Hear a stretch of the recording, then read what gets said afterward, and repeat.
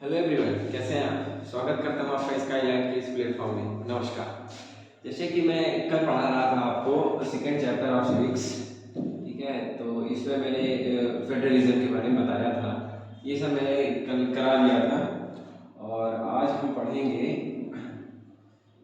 यहाँ से, ठीक है। टाइप्स ऑफ फेडरेशन, ठीक है। टाइप्स ऑफ फेडरेशन क्या होता है, ठीक है। पहले हम यहाँ पे ये जानेंगे कि अगर कोई कंट्री है तो उसमें मैंने यही बताया था कि कई स्टेट आ करके एक कंट्री बनाती है, ठीक है। चाहे उसमें अब डिपेंड करता है कि कोई फिक्स नहीं है कि इतने स्टेट आ जाएंगे तो कंट्री बन जाएगी, तो उसमें कई स्टेट भी आ सकते हैं, ठीक है। तो अगर हम यहाँ बात करें कि फेडरेशन है, फेडरेशन बन रही है, तो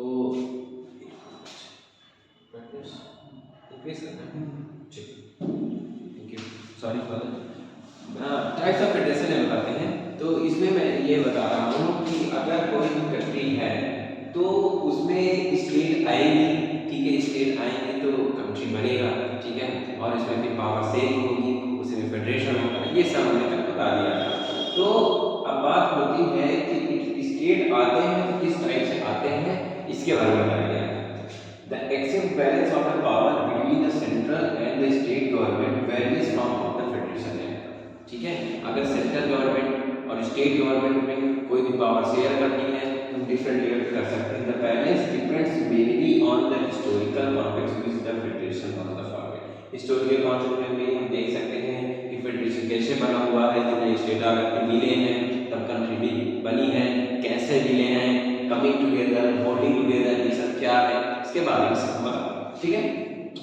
अगर फर्स्ट ऑफ ऑल हम बात करें कि कमिंग टुगेदर क्या होता है, होल्डिंग टुगेदर क्या होता है, ठीक है। यहाँ पे दो सेंटेंस दिख रहे होंगे आपको कि कमिंग टुगेदर क्या होता है, होल्डिंग टुगेदर क्या होता है, इसके बारे में समझते हैं। कमिंग टुगेदर वो होता है, सॉरी,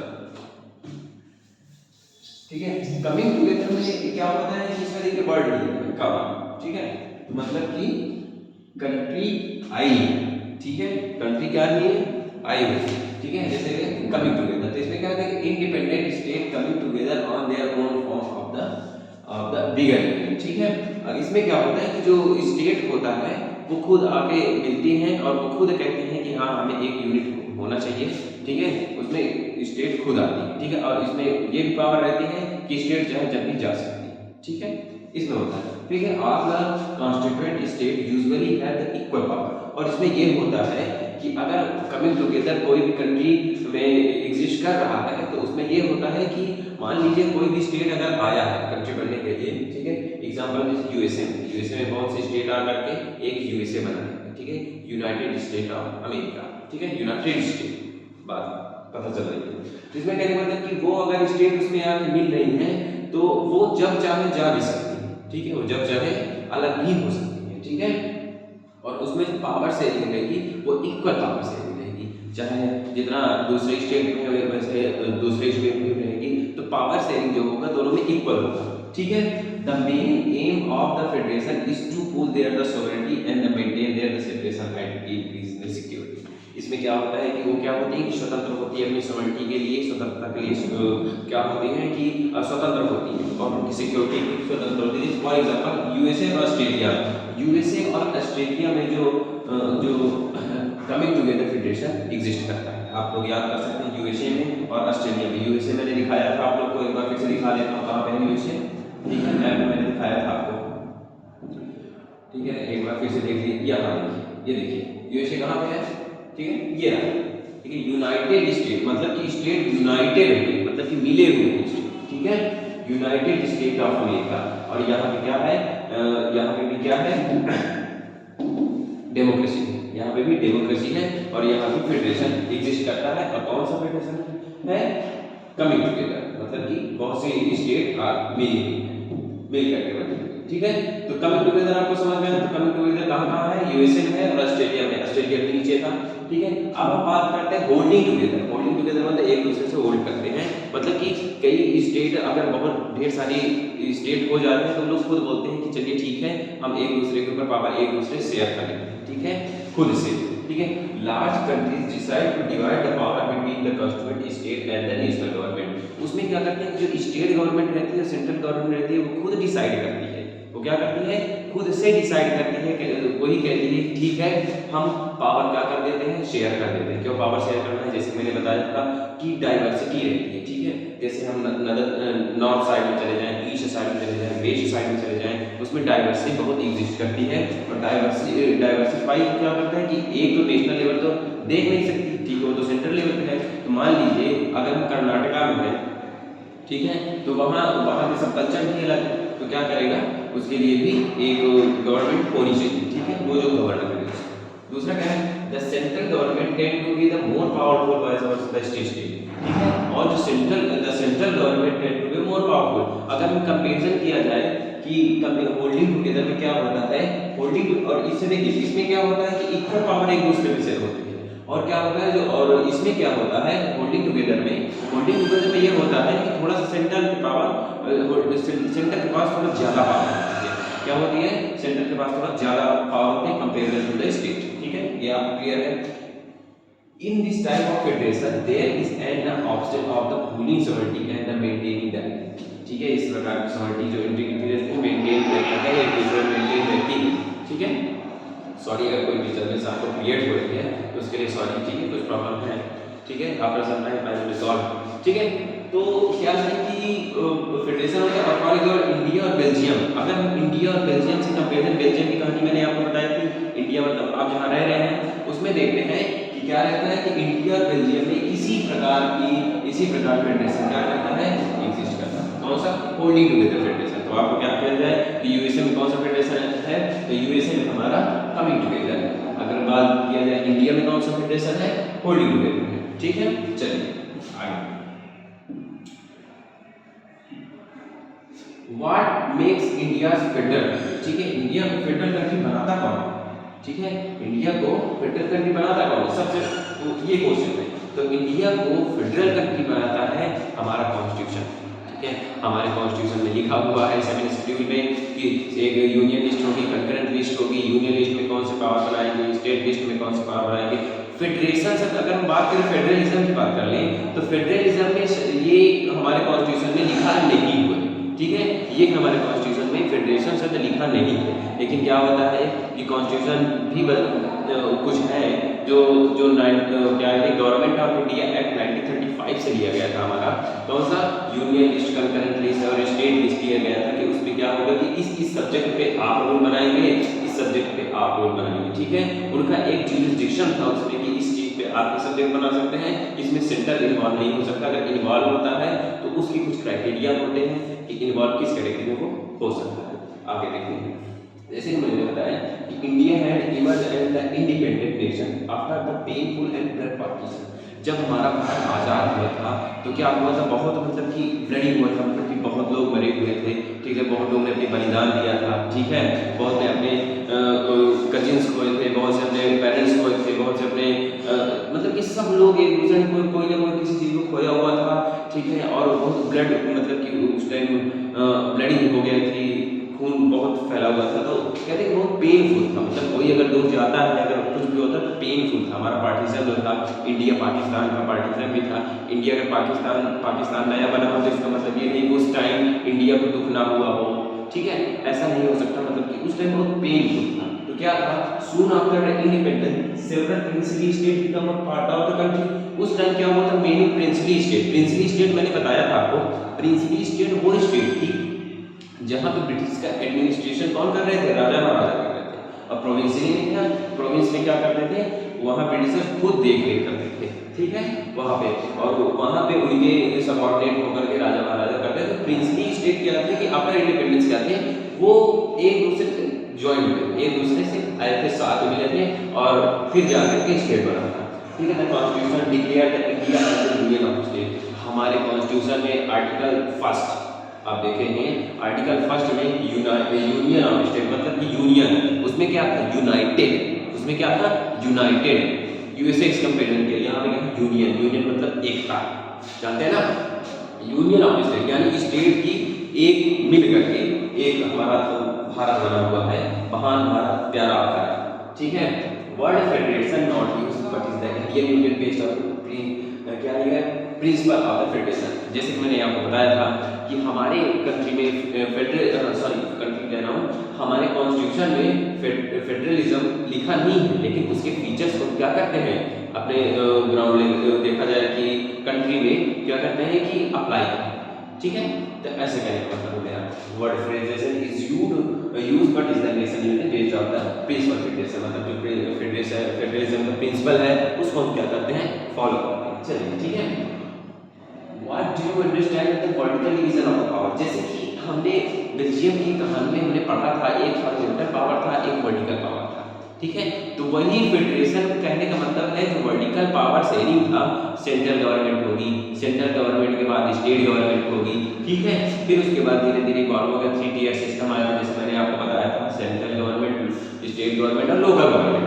उसी प्रकार से आप होते वर्टिकल में इसी होता है, जैसे when a power share amount government is the different level, जब हम पावर शेयर करते हैं गवर्नमेंट में डिफरेंट लेवल में, the union of the central government, the state government and the क्या लिखा है म्युनिसिपैलिटीज एंड द पंचायत, ठीक है। मैंने क्या बताया कि लोकल गवर्नमेंट होती है, ठीक है, ठीक है, क्या होती है म्युनिसिपैलिटीज एंड द पंचायत, इसको क्या बोलते हैं लोकल गवर्नमेंट, ठीक है, इसको क्या बोलते हैं लोकल गवर्नमेंट। म्युनिसिपैलिटीज और पंचायत को हम लोकल गवर्नमेंट बोलते हैं। ऊपर क्या है हमारा सेंट्रल गवर्नमेंट है, स्टेट गवर्नमेंट है, फिर उसके बाद लोकल गवर्नमेंट। लोकल गवर्नमेंट क्या होती है पंचायत होती है और म्युनिसिपैलिटीज होती है। पंचायत जो होती है ग्राम को देखती है यानी गांव को देखती है, उसके बाद जो म्युनिसिपैलिटी होती है सिटीज को देखा करती है, ठीक है, जहाँ पे मतलब कि अच्छे से मतलब कि डेवलपमेंट हुआ रहता है वहाँ पे म्युनिसिपैलिटीज देखती है, और जो गांव लेवल पर होते पंचायत बनते हैं, ठीक है, ग्राम पंचायत वहाँ पे हुआ करते हैं, तो वहाँ पे क्या देखता है पंचायत देखती है, ठीक है। इतना क्लियर हुआ, ठीक है, ठीक है। This division of the power involving the higher and lower level of the government is called the vertical division. Vertical division में क्या है, जैसे कि मैंने बताया वर्टिकल डिवीजन में क्या है, देखिए वर्टिकल डिवीजन में ये देखिए इसमें से आप अच्छे से समझ सकते हैं, ठीक है, इसमें से आप बहुत अच्छे से समझ में आ जाएगा, ठीक है, इसमें से आपको बहुत अच्छे से समझ में आएगा। इसमें आप वर्टिकल पावर में बेल्जियम की कहानी से भी आप देख सकते हैं। बेल्जियम की कहानी में आप देखेंगे वर्टिकल पावर में तो इसमें क्या होता है सेंट्रल गवर्नमेंट पावर शेयर करते हैं स्टेट गवर्नमेंट शेयर करते हैं म्युनिसिपैलिटीज और पंचायत, ठीक है। और म्युनिसिपैलिटीज और पंचायत क्या है ये दोनों क्या है लोकल गवर्नमेंट है, ये क्या है लोकल गवर्नमेंट है। और ये कब लाया गया था, ये लाया गया था 1992 में। कॉन्स्टिट्यूशन में क्या अमेंडमेंट किया गया था 73rd एंड 74th कॉन्स्टिट्यूशन को जब अमेंड किया गया था तब जाके हमारे म्युनिसिपैलिटीज और लोकल पंचायत आई थी, ग्राम पंचायत आई, ठीक है। ये था इतना समझ है, तो आपको लिखना है तो देख लीजिए एक बार। लोकल गवर्नमेंट है तो उसको हमने 73rd एंड 74 कॉन्स्टिट्यूशन को जब एक्ट अमेंड किया था 1992 में, ठीक है, तब जाकर हमारी लोकल गवर्नमेंट आई थी। लोकल गवर्नमेंट में मतलब म्युनिसिपैलिटीज और ग्राम पंचायत, ठीक है ना, क्लियर हुआ। चलिए तो वर्टिकल पावर शेयरिंग में यही बताया कि सेंट्रल गवर्नमेंट होगी, सेंट्रल गवर्नमेंट, स्टेट गवर्नमेंट होगी, स्टेट गवर्नमेंट, लोकल गवर्नमेंट होगी। तो इस गवर्नमेंट में क्या कहते हैं 3 टियर सिस्टम कहते हैं। 3 टियर सिस्टम मतलब कि एक हो गया सेंट्रल गवर्नमेंट, एक हो गया स्टेट गवर्नमेंट, एक हो गया लोकल गवर्नमेंट। इसमें क्या होगा 3 टियर सिस्टम अप्लाई होगा, ठीक है।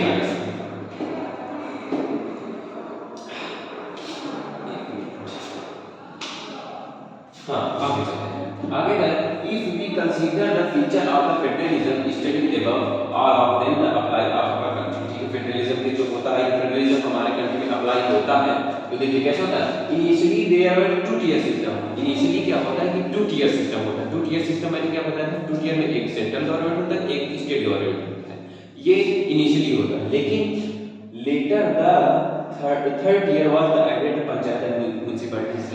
लेकिन मैंने बताया था कि 73rd एंड 74 में जब अमेंड किया गया था कॉन्स्टिट्यूशन 1992 में, ठीक है, आधा आजाद तो हो गया था 1997 में, लेकिन क्या किया 1992 में 3 टियर सिस्टम अप्लाई किया गया। कौन सा 3 टियर सिस्टम, पहला क्या था 2 टियर सिस्टम का था, जब भारत आजाद हुआ था स्टेट गवर्नमेंट थी, एक सेंट्रल गवर्नमेंट थी, ठीक है। लेकिन फिर क्या हुआ 1992 में फिर म्युनिसिपैलिटीज और पंचायत को उसमें ऐड किया गया था, तब जाके हमारा 3 टियर सिस्टम किया गया था। और 3 टियर सिस्टम इसको लाने का सबसे बड़ा श्रेय आप दे सकते हैं हमारे बापूजी जो है महात्मा गांधी को, ठीक है, उनको दे सकते हैं। डिफरेंट टियर एंजॉय क्या लिखा, सेपरेट ज्यूरिसडिक्शन। ज्यूरिसडिक्शन का मतलब क्या होता है कि दायरा होता है इनका, ठीक है, मतलब पंचायत का कोई दायरा है तो पंचायत काम इस कार्य में कर सकती है, म्युनिसिपैलिटीज क्या है तो म्युनिसिपैलिटीज काम इस चीज पे कर सकती है, ठीक है। उनका एक दूसरे के क्या है, एक ज्यूरिसडिक्शन है, ठीक है। फिर क्या है, the constitution also clear lay down the 3 tier for the distribution of the legislative power. उसी तरह 3 टियर सिस्टम में क्या होता है, लेजिस्लेटिव पावर भी डिस्ट्रीब्यूट होता है, ठीक है। द कॉन्स्टिट्यूशन आल्सो क्लियर, ठीक है, कॉन्स्टिट्यूशन में हमारे साफ साफ लिखा हुआ है, क्लियर लिखा हुआ है कि हमारे कॉन्स्टिट्यूशन में क्या है कि 3 टियर सिस्टम को अडॉप्ट किया गया है। 3 टियर सिस्टम बार बार बता रहा हूँ, first tier system, 2 tier system, 3rd tier system किसे कहते हैं।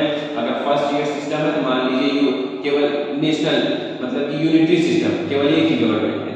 2 टियर सिस्टम मतलब कि स्टेट गवर्नमेंट भी है और सेंट्रल गवर्नमेंट भी है, ठीक है, 2 टियर सिस्टम है।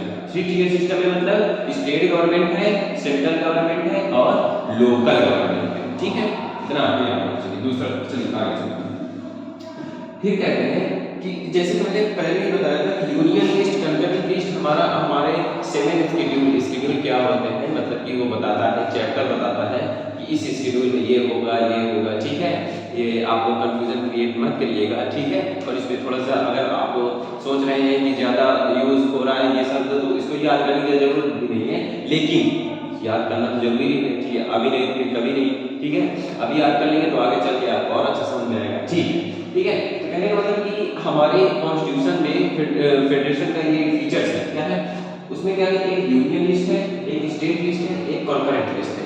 ये क्या होता है, यूनियन लिस्ट मतलब सेंट्रल गवर्नमेंट के लिए, सेंट्रल गवर्नमेंट के लिए बताया गया है कि आप इस चीज पे रूल बना सकते हैं, आपके पास ये अथॉरिटी है कि आप इस चीज पे रूल बना सकते हैं। तो आप किस चीज पे रूल बना सकते हैं, आप डिफेंस ऑफ द कंट्री मतलब भारत के डिफेंस में आप रूल्स बना सकते हैं, ठीक है। दूसरा क्या है, फॉरेन अफेयर्स। फॉरेन अफेयर्स मतलब कि अगर दूसरी कंट्री से अगर जो आपका हो रहा है इंटरनेशनल जो अफेयर्स चल रहे हैं, बातचीत चल रही है कोई भी कंट्री से, अगर हम ट्रेड कर रहे हैं, कुछ कर रहे हैं, ठीक है, इकोनॉमिकली भी डिपेंड है, कुछ भी कर रहे हैं, क्या होता है कि उसमें आप रूल बना सकते हैं। कौन, यूनियन लिस्ट। यूनियन लिस्ट मतलब सेंट्रल गवर्नमेंट, ठीक है।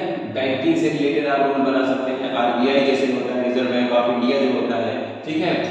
क्या है, कम्युनिकेशन एंड करेंसी, जो कम्युनिकेशन पे होता है, बातचीत पे होता है, और करेंसी पे, करेंसी मतलब भारतीय करेंसी, जैसे कि हो गया था ना हमारे प्राइम मिनिस्टर श्री नरेंद्र मोदी जी ने अनाउंस कर दिया था कि ठीक है ये वाली नोट्स बंद हो जाएगी, मतलब कि उनके पास ये पावर है कि वो करेंसी क्या कर सकते हैं, चेंज भी कर सकते हैं। यानी करेंसी की पावर किसके पास है, यूनियन लिस्ट के पास, यानी सेंट्रल गवर्नमेंट के पास। Why only these subjects? Because we need a uniform policies of these the matter are thought of the countries, ठीक है। यूनिफॉर्म पॉलिसी मतलब कि यूनिफॉर्म जो पॉलिसी अगर बनाते हैं वो यूनिफॉर्म रहेगी, ठीक है। उस पॉलिसी में क्या रहेगा, यूनिफॉर्मिटी रहेगी। We can make of the subject union government along we can make of the subject, मतलब यूनियन लिस्ट क्या करती है कि इसी सब्जेक्ट क्या करती है, रूल बना सकती है, ठीक है। और भी सब्जेक्ट है, ठीक है, लेकिन इसमें इतना ही लिखा हुआ है, ठीक है। और क्या है, फिर देखते हैं। अब हम बात करते हैं स्टेट की। यूनियन लिस्ट में आपने देख लिया क्या क्या किसमें रूल बना सकती है, लेकिन अगर हम स्टेट लिस्ट की बात करें, जो स्टेट है हमारा, मान लीजिए स्टेट क्या, एक उत्तर प्रदेश है, उत्तर प्रदेश भी एक प्रकार का स्टेट है, ठीक है। वो किस चीज पे रूल बनाता है, उत्तर प्रदेश मतलब तो केवल उत्तर प्रदेश ही बना सकता है, नहीं, स्टेट की मैं बात कर रहा हूँ, स्टेट में कौन कौन से रूल बना सकता है। जैसे subject of the state and local importance, ठीक है। और पुलिस पे, ट्रेड पे, पुलिस जो होती है ना, पुलिस आप लोग तो जानते हैं कि पुलिस पे रूल्स क्या होते हैं, कौन बना, पुलिस किसके अंडर होता है, स्टेट गवर्नमेंट के, ठीक है। पुलिस पे, ट्रेड में जो एक स्टेट से दूसरी स्टेट जाएगा, तो ट्रेड का मतलब ये है कि इंटरनेशनल वहां से आया करता है, ठीक है। मतलब ट्रेड पे, कॉमर्स पे, एग्रीकल्चर किसके अंडर में आता है, लैंड जो होता है वो स्टेट के अंडर में आता है, ठीक है। एग्रीकल्चर एंड इरिगेशन, सिंचाई भी बना सकते हैं, ठीक है, उसमें बना सकते हैं। Jurisdiction is the different from the state of the state, ये क्या होता है, स्टेट ऑफ द स्टेट में ज्यूरिसडिक्शन होता है। ज्यूरिसडिक्शन होता है सीधा मतलब मैंने बताया कि एक दायरा होता है, यानी इससे आगे आप नहीं बना सकते, तो स्टेट में ये बना सकता है। The state government along with can make law of this subject, state government जो है इस चीजों पे लॉ बना सकता है। अब बात करते हैं कॉन्करेंट लिस्ट, ठीक है। जैसे मैंने बताया यूनियन लिस्ट में ये बना सकता है, स्टेट लिस्ट में ये बना सकता है, ठीक है। स्टेट लिस्ट में ये बना सकता है, लेकिन कॉन्करेंट लिस्ट में क्या होता है, कॉन्करेंट लिस्ट मतलब कि वो सब्जेक्ट है जिसमें यूनियन और स्टेट दोनों मिल करके सब रूल बनाते हैं। मतलब कि यूनियन और स्टेट दोनों लोग क्या करते हैं, मिल के रूल बनाते हैं। सब्जेक्ट का होता है कॉमन इंटरेस्ट, ठीक है। कॉमन इंटरेस्ट मतलब स्टेट का इंटरेस्ट है उसमें क्या हो, सेंट्रल का इंटरेस्ट हो, जैसे education, forest, trade union, marriage, adoption, ठीक है, एडॉप्शन, सक्सेशन, ठीक है। इन सब चीजों पे क्या कौन बना सकता है, दोनों मिलकर के, स्टेट और सेंट्रल दोनों मिलकर रूल बना सकते हैं। Law made by the union government will prevail, ठीक है। यूनियन गवर्नमेंट भी रूल बना सकते हैं इसमें। Both of the union as well as the state government can make law, ठीक है। जैसे बनाया कि यूनियन और स्टेट दोनों मिल करके what happen if there is conflict between the two region, तो अगर इन दोनों में कॉन्फ्लिक्ट हो जाते हैं तो उस अगर मान लीजिए कोई अगर यूनियन लिस्ट का ठीक है, हम ये रूल लाना चाहते हैं, स्टेट लिस्ट कहते हैं कि नहीं हम ये रूल लाना चाहते हैं, अगर इन दोनों में कॉन्फ्लिक्ट क्रिएट हो जाता है तो या इसमें बात केवल यूनियन की ही मानी जाएगी, स्टेट की बातों को नजरअंदाज कर दिया जाएगा, उसकी बातों को दबा दिया जाएगा। दबा दिया कहने का सेंस है कि उसकी बात को नहीं सुना जाएगा, लेकिन उसकी बात सेंट्रल गवर्नमेंट की ही सुनी जाएगी। कॉन्करेंट लिस्ट की बात बता रहा हूं, ठीक है, ठीक।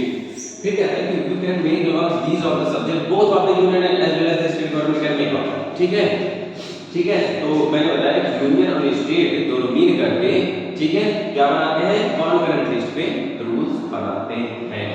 इतना क्लियर हुआ, चलिए आगे बढ़ते हैं।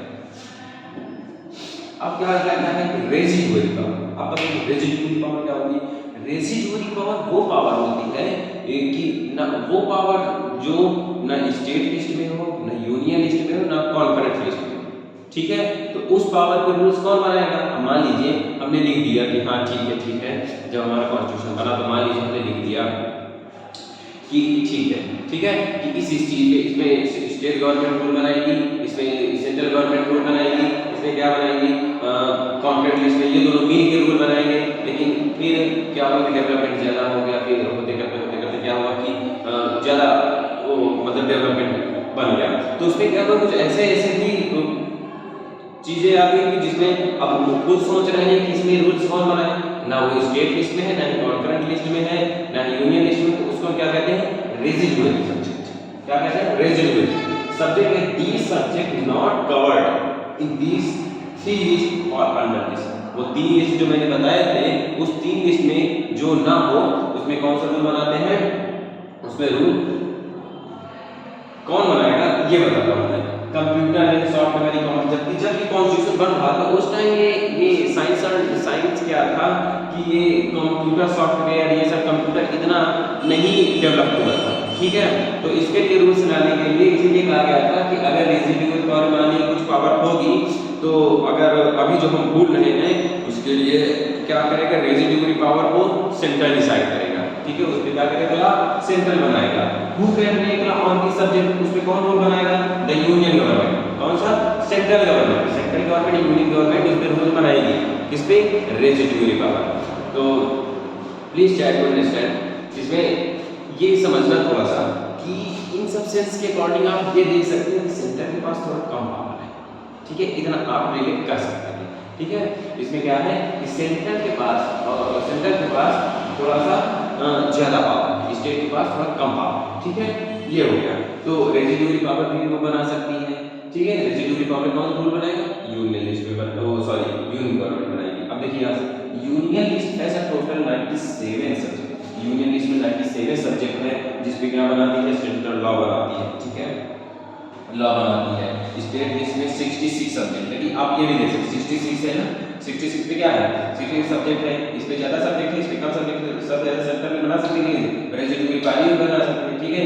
और कोई भी ऐसी प्रॉब्लम क्रिएट हो जाती है तो उस पे क्या होती है कि सब उस पे क्या स्टेट लिस्ट में भी सेंट्रल गवर्नमेंट वो कुछ सर्कमस्टेंसेस जैसे इमरजेंसी तो स्टेट गवर्नमेंट भी सब्जेक्ट पे स्टेट गवर्नमेंट के सब्जेक्ट पे सेंट्रल गवर्नमेंट रूल बना सकती है, ठीक है, वह चर्चा में है, ठीक है। Concurrent list has a total 47 subject, concurrent list में 47 सब्जेक्ट है, ठीक है, स्टेट लिस्ट में 66 सब्जेक्ट है और यूनियन लिस्ट में 97 सब्जेक्ट है, ठीक है। तो ये आपको पता होना चाहिए, ठीक है। फिर हाँ ठीक है, ओके ओके ओके ओके। फिर हम बात करते हैं फिर Not all state in India have identified the power of some of the state special status, ठीक है। अगर हम बात करते हैं कि अगर मान लीजिए पावर स्टेट में शेयर किया गया है तो ये भी नहीं कि सभी स्टेट में इक्वल की क्या कहता है कि उत्तर प्रदेश में इतना पावर शेयर है, वेस्ट बंगाल में इतना, बिहार में इतना, दोनों इक्वल नहीं, ठीक है। According to population, according to environment, ठीक है, अकॉर्डिंग टू सिचुएशन वो पावर क्या करती है, किस पे शेयर करती है, स्टेट पे शेयर करती है। जैसे हम एंजॉय करते हैं state such as Assam, Nagaland, Arunachal Pradesh, अगर नॉर्थ ईस्ट के रीजन की बात करते हैं, ठीक है, नॉर्थ ईस्ट में उसको सेवन सिस्टर भी कहा जाता है, ठीक है। Andhra Pradesh, Mizoram enjoy special power and the certain provision of the constitution in the article 377। हमारे कॉन्स्टिट्यूशन में आर्टिकल 371 में ये साफ है कि इन स्टेट को इन रीजन क्या होगा, एक स्पेशल पावर प्रोवाइड किया जाएगा। स्पेशल पावर कहने का फाइनल सेंस है ये है कि यहाँ पे इन्वायरमेंट बहुत अच्छा है, ठीक है, यहाँ पे इन्वायरमेंट भी बहुत अच्छा है, तो यहाँ पे लोग जा नहीं सकते, ट्राइबल पीपल भी रहते हैं, ठीक है। तो ट्राइबल पीपल मतलब कि आदिवासी लोग भी रहते हैं, तो इनको एक क्या है कि अलग से इनको पावर दी गई है, ठीक है। Due to their peculiar social and historical circumstances, जो हिस्टोरिकल सर्कमस्टेंसेस है उसके अकॉर्डिंग पे दिया गया है। These special power are the specially enjoy in the relation to the protection of land right in indigenous peoples, ठीक है। यहाँ कौन कौन सा पावर दिया गया, उनकी लैंड को प्रोटेक्ट करने की पावर दी गई है, ठीक है। वहाँ पे कोई ये दूसरे स्टेट का नहीं जा सकता खरीदने, जमीन नहीं खरीद सकता, ठीक है। तो उनमें क्या है कि जैसे हम क्या होता है कि हम उठ के जा सकते हैं, जैसे हम उत्तर प्रदेश में रह रहे हैं प्रेजेंट टाइम, आप बिहार में जमीन खरीद सकते हैं, ठीक है, ये पावर है। लेकिन आप नॉर्थ ईस्ट में ऐसा नहीं कर सकते, वहाँ पे क्या है कि उनको स्पेशल राइट दिया गया है, land rights of the indigenous peoples, their the culture and also the preference to employment in the government service, और गवर्नमेंट सर्विस में उनको क्या है कि उसमें रिलैक्सेशन भी दी गई है, ठीक है। ये ठीक है।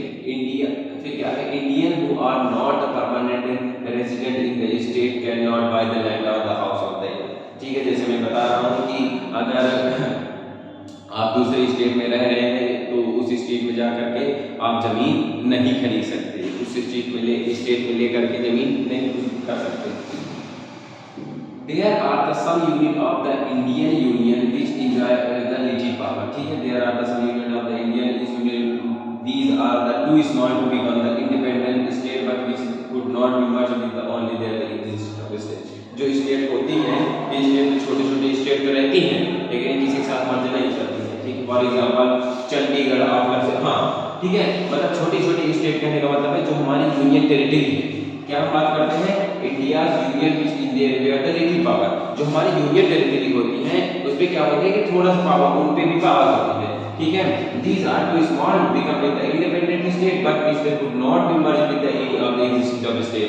जो यूनियन टेरिटरी होती है वो छोटी-छोटी रहती है तो क्या करते हैं, लेकिन वो क्या है कि स्टेट में मर्ज नहीं होती। क्यों नहीं होती, किसी भी इस एरिया को स्टेट डिक्लेयर करने से पहले कुछ क्राइटेरिया होते हैं। कुछ क्राइटेरिया मतलब वहाँ की पॉपुलेशन देखी जाती है, ठीक है, वहाँ के रिसोर्सेज देखे जाते हैं, वहाँ पे जितने भी और पॉसिबिलिटी बन सकती है वो देखी जाती है।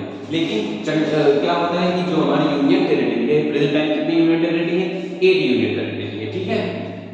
These are too small become the independent state which, और कौन-कौन सी यूनियन टेरिटरी है आप हमें कमेंट सेक्शन में बताइएगा, ठीक है।